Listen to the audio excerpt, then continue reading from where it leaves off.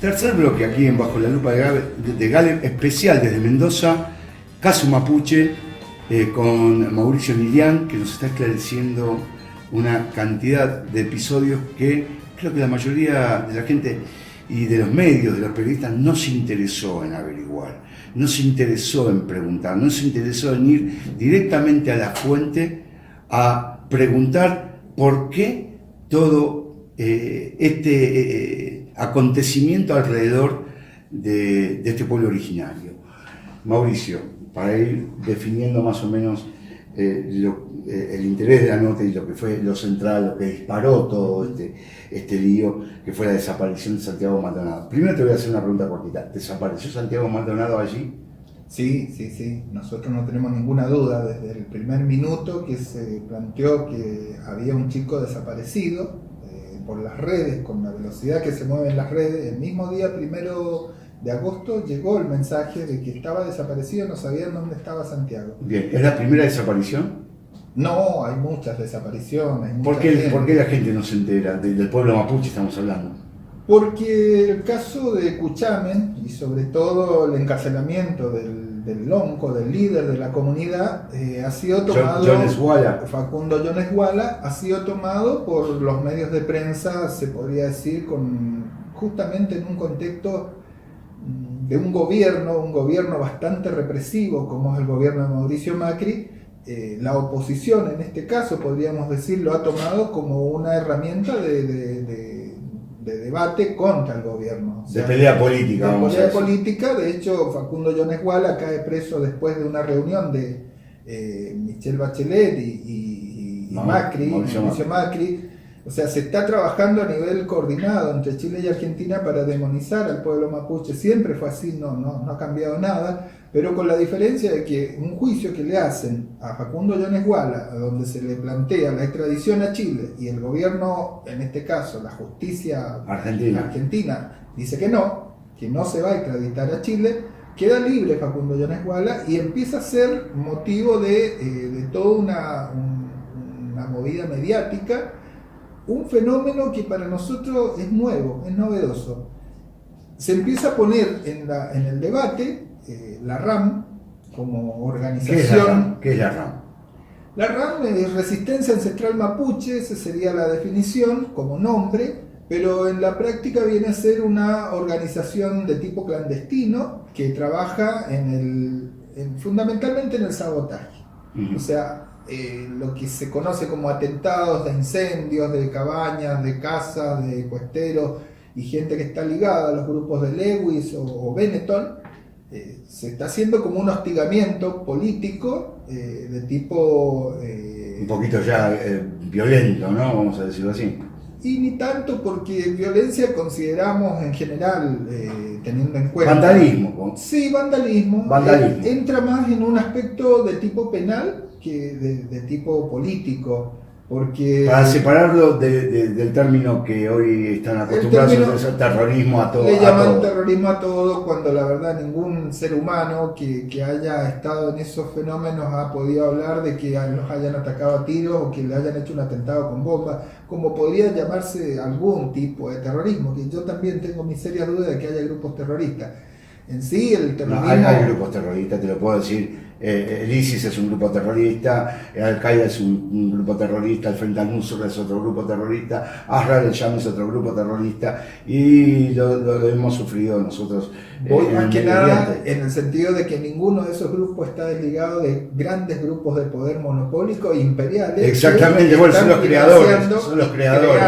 Al punto vos lo que querés decir que detrás de este grupo como la RAM no hay nadie. No hay nadie. Y aquella noticia tan difundida de este grupo mapuche que tiene su sede en Bristol, en Londres, ¿qué nos podés decir de ellos?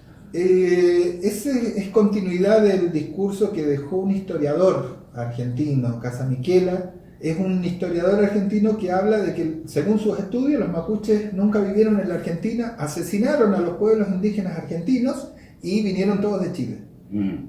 Eso quedó en pie de la época, se podría decir, post-campaña del desierto. Sí. Siempre estuvo latiendo la idea de negar la existencia de los mapuches en la Patagonia. Y hubo un historiador como Casamichele, que construyó ese discurso, y hay una rama de la historia argentina que sostiene a dos manos de que los mapuches son chilenos. Bien. Pero eso es nuevo, eso no es un discurso antiguo. Es más, los españoles nunca se les hubiera ocurrido pensar de que en el lado de la Patagonia no había mapuches. Pero esta sede de una parte de los mapuches en Bristol, en Londres, en Inglaterra, que está formada no solo por mapuches, sino por otro tipo de gente también. Por ahí hay algún famoso que está formando parte de este grupo. ¿Qué significa? Porque también tienen relación con uno que quizás se llama el rey de la Araucania. Es medio extraño todo esto. Entonces, por ahí a veces se cometen errores, periodistas que cometemos errores, que creemos que tienen alguna vinculación con Gran Bretaña y las aspiraciones del Reino Unido sobre la Patagonia son conocidas y que quizás son funcionales. Que podemos desmentirlo esto, podemos afirmarlo. No, se puede desmentir. ONGs europeas que financian organizaciones indígenas, como le llaman, hay muchas, hay una infinidad, y ninguna de ellas tiene influencia. De hecho, en el Gulumapu, donde se ha iniciado, en el lado chileno, donde se ha iniciado un proceso de recuperación de tierra, estamos hablando de miles de hectáreas tomadas por los mapuches en acciones concretas. Sí. Cortar alambrado, ocupar la tierra, plantar y empezar a producir bajo sus propias formas de organización política y autonómica, sin apoyo del Estado y sin amparo de ninguna institución legal, ni siquiera ONGs ni organismos externos son aceptados dentro de las comunidades que recuperan. ¿Por qué? Porque sostienen de que la ley del mapuche es la base sobre la que se recuperan las tierras. Si hay que morir, morimos en nuestra ley. Si la policía, gendarmería o los grupos paramilitares que tienen las multinacionales nos tirotean... ¿Cómo? Las multinacionales tienen grupos paramilitares. ¿Vos estás hablando de Benetton, estás hablando de Lewis, estás hablando de Tompkins? Los mismos que pueden estar en el lado chileno con otros nombres y que son accionistas de empresas que están también en territorio mapuche en el lado chileno. Bien, entonces vamos a hacer una especie de ping-pong, ¿no? Para ir acelerando un poquito todo esto y para ir definiéndolo. Llama la atención que haya estado Pablo Nocetti, jefe del Ministerio de Seguridad de Patricia Bullrich, en una toma de carretera por 7 personas y 2 gomas quemadas. ¿Por qué Pablo Nocetti estaba ahí?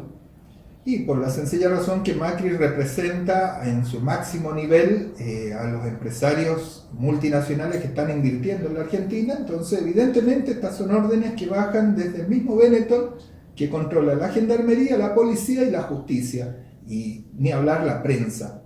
Entonces, el mismo Benetton el que se ha encargado de financiar todo este proceso y exigirle al gobierno de Macri que intervengan directamente. O sea, no se puede entender que para 7 personas en una ruta envíen nada menos que a la mano derecha de la secretaria de Seguridad de la Nación. La ministra de Seguridad. Claro, la ministra de Seguridad. Sí. Entonces eso habla a las claras de que acá hay voces que no están participando de estos debates mediáticos, que es justamente el que tendría que estar sentado dando explicaciones de por qué desaparece Santiago Maldonado, el señor Benetton. Él tiene que estar en la justicia declarando. El juez Otranto tendría que haberlo llamado a él primero para saber por qué funciona un local de gendarmería, camiones de investigación que puso Benetton, todo dentro de su territorio. No puede ser que la gendarmería esté dentro de un territorio que es de un privado. Y desde ahí se hacen todas las operaciones.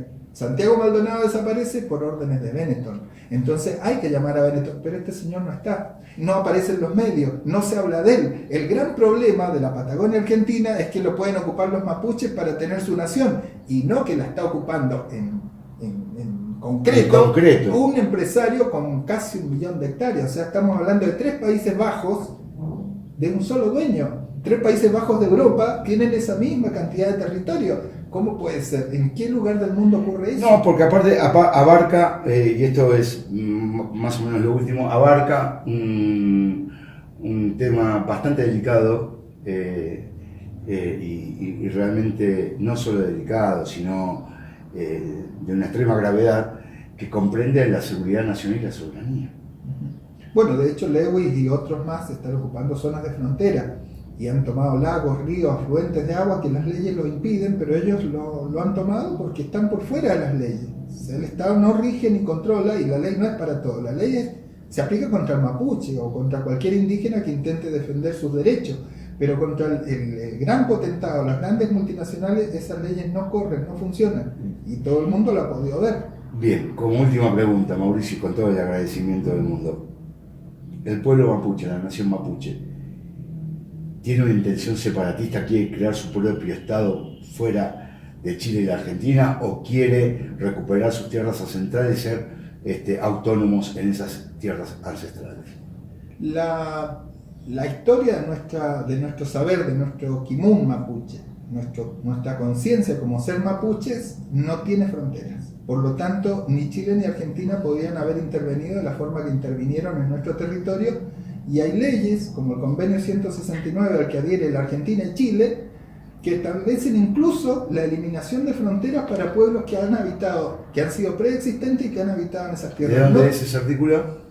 Bien, no recuerdo en qué parte de la ley está, pero son cerca de 44 artículos que tiene el Convenio 169. Y la ley argentina. Y la Constitución argentina adhiere al Convenio 169 como la Constitución chilena adhiere al Convenio 169, por lo tanto son parte de las leyes que rigen dentro del Estado. Ahora, que las apliquen, no las aplican. Entonces no tenemos derecho incluso a transitar del Gulumapu al Puelmapu, usando la cordillera. A la Argentina no pueden transitar. No hay libertad de tránsito, incluso ahora la ministra Bullrich junto con el ministro de Seguridad chileno han elaborado un plan para cerrar todos los pasos fronterizos por los cuales transitan los vaquianos mapuches, que por siglos han venido transitando la ruta con sus animales. Ahora se quiere imponer una nueva restricción, porque hay leyes internacionales de pueblos indígenas que permiten que eso sea más fluido todavía, que los derechos para que transite un pueblo indígena por sus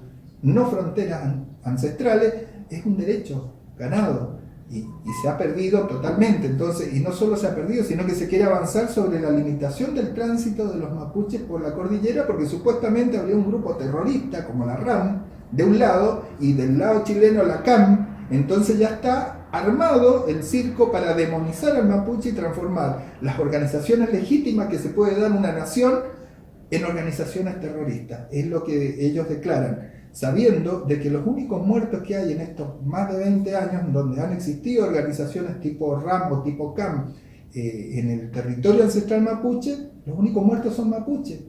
¿Cómo pueden haber organizaciones terroristas que no matan ni a chilenos, ni a argentinos, ni a europeos, ni a extranjeros, ni a chinos, ni a alemanes, ni a africanos, pero sí mueren solamente mapuches a manos de las balas? Lo conocemos, del ejército argentino y del ejército chileno.